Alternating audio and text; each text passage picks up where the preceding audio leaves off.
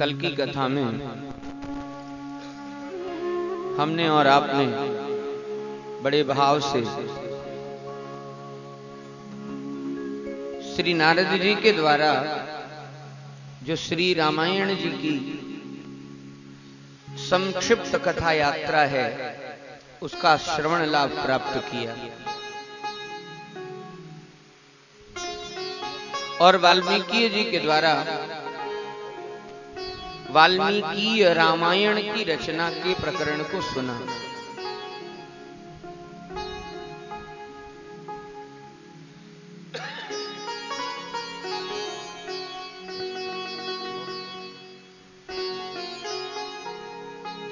इस मंगल में रामायण की कथा को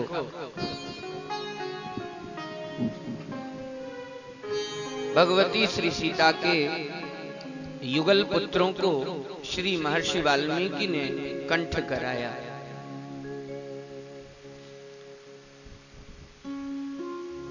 लव और कुश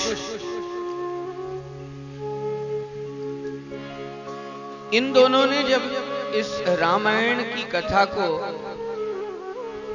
कंठ किया तो मानो वाल्मीकि जी महाराज के हृदय में यही भाव था कि राम जी के देह से ही प्रकट हुए हैं, ये जो कुछ भी करेंगे रामचरित्र रूप में ही करेंगे। श्री वाल्मीकि अकार लिखते हैं कि राम देहात तथा परौह, राम जी की देह से प्रकट हुए हैं। ये यदि वैसा अभिनय भी करेंगे, इस कथा का गायन भी करेंगे तो आनंद ही आवेगा। ते प्रीत मनसः सर्वे मुनियो धर्म वत्सलाः, महात्माओं की सभा में बैठ करके सर्वप्रथम लवकुश ने इस कथा का गायन किया और बड़े भाव से महात्मा जन, साधु जन, ऋषि जन इस कथा को सुन करके भाव विभोर होने लगे। जैसा चित्रांकन लवकुश करते वैसी ही भावों की झांकी संतों के हृदय में प्रकट होने लगती। संत भगवान इतने प्रसन्न हो गए कि महाराज अब तो किसी संत ने लवकुश को अपने हाथ की जप वाली माला दे दी, किसी ने अपना कमंडल दे दिया, किन्हीं ने अपनी कौपीन दे दी। प्रसन्नता के कारण इतनी मीठी और मधुर कथा सुनाने वाले हम आपको क्या दे सकते हैं। महात्माओं के हृदय का भाव है, हमारे पास जो कुछ अपना कहने वाला है इस कथा को सुन करके वह अपनी वस्तु हम आपको दे देते हैं।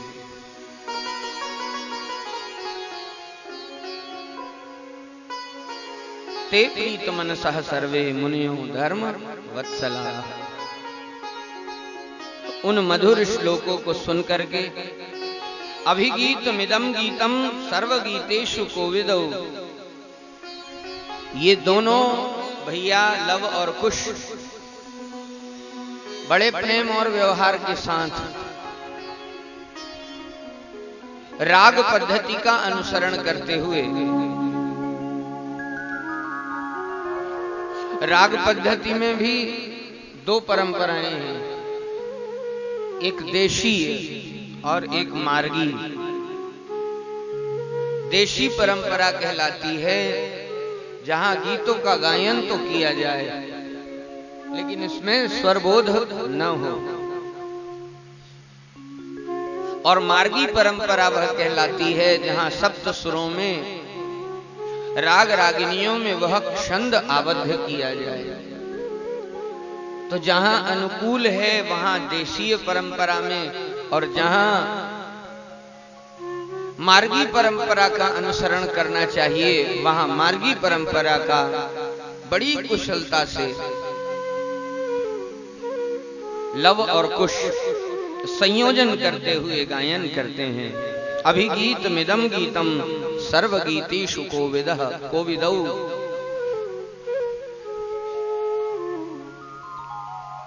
जहां जाएं रामचरित्र के गायक लवकुश, वहीं इनकी प्रशंसा प्रारंभ हो जाए। महाराज कितना मधुर गाते हैं, कितना मीठा गाते हैं।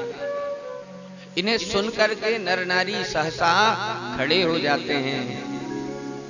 और तंत्री नाद प्रवीण ये दोनों भैया श्री वाल्मीकि जी द्वारा लिखी गई इस रामायण के गायन को जन जन तक पहुंचाने का कार्य करते हैं। रथ्या सुराज मार्गेषु ददर्श भरताग्रजः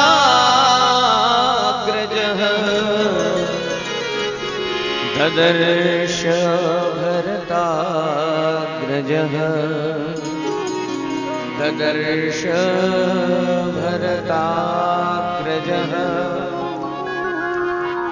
अयोध्या के बीच में राजमार्ग पर जहां रथ चलते हैं, वहां श्री राम जी ने देखा कि बहुत भीड़ लगी हुई है और हमारे अयोध्या निवासी किसी के संगीत को बड़ी तन्मयता से सुन रहे हैं।